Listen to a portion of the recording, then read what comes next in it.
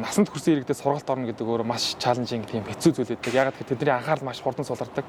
Тийм учраас аль болох сонирхолтой байх үүднээс одоо өөрийнхөө мэддэг чаддаг бүх юмыг л харуулахаас өөр аргагүй болдог. Зарим тохиолдолд одоо мориор тоглож үзүүлж яадаг жишээ нь ч гэдэг юм уу те.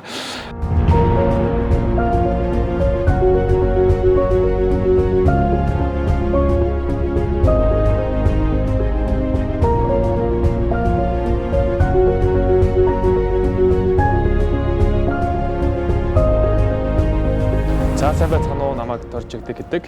Ийм Монгол Академид цахимаар чадрын газарт сургагч багшаар ажилладаг. Ийм Монгол Академи гэдэг байгууллагын Аяктар Академи гэдэг үгнийх нь утга учир болол яг манай цахимаар чадрын газар байдаг. Энд оржсэн цагаас эхлээд би яг Монгол орны өнцөг булан бүрт суугаа 100 гаруй мянган иргэдэд бол сургалт үйл ажиллагаагаар шууд бус байдлаар хурж ажилласан байна.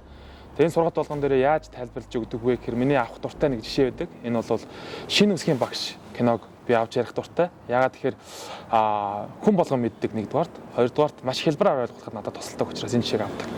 Тэгэхээр яг энэ киноны гол үйл явдал бүхний мэдж байгаачлан энэ дээр бол бичиг үсэг солигддог процесс гардаг.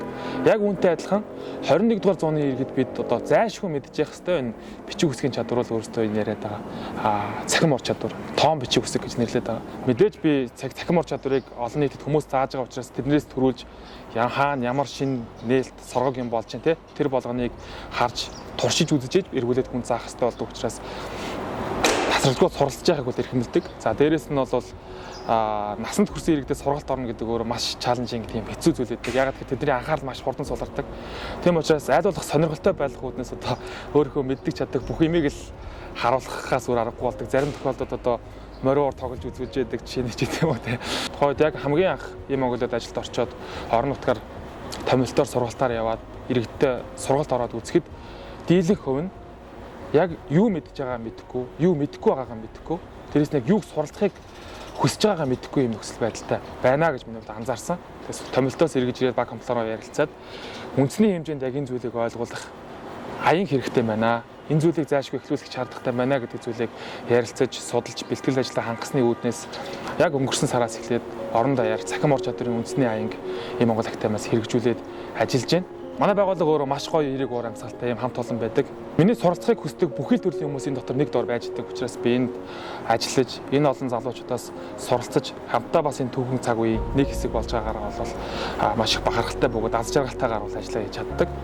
За тэгэхээр цахим ор чадвар гэдэг бол өөрөө зайлшгүй бид бүхний өдөр тутамдаа суралцсан байх ёстой ор чадвар юм байна. Тэгээ насны онцлогоос хамаарат энэ төвшин бол янз бүр байгаа. Тэгэхээр та өөрийгөө өндөр настай гэж голлгүй тийм ээ. Яг энэ ур чадварыг зайлшгүй амьдралдаа хэрэгжүүлээрэй. Залуу хүмүүсийн хувьд бол бид бүхэн техник технологийн суралцагч биш, эзэмшигч нь байгаасаа гэж би хүсдэг. Тэгэхээр хүн болгон өөртөө цахим ор чадварыг дээшлүүлж тасралтгүй суралцаарай гэж уриалмаар байна. Цахим ор чадварын аянд нэгдээрэй.